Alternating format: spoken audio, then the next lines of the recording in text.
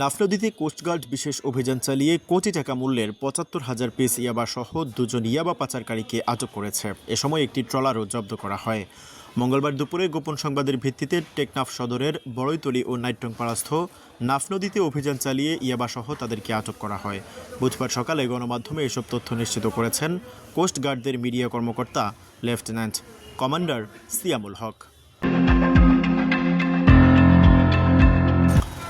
স্থানীয় সূত্রে জানা যায়, উক্ত ইয়াবার বৃহৎ চালানটি মিয়ানমারের মুংটুপেরার পুরুর মাদক ডন ডাক্তার সবুল্লাহ ও মীরা নামের দুই মিয়ানমারের গডফাদার টেকনাফ পৌরসভার দক্ষিণ জালিয়াপাড়া এলাকার বাসিন্দা সদরের বড়ইতলীতে বসবাসরত নেজামউদ্দিন ওরফে নেজামের জন্য পাঠিয়েছে।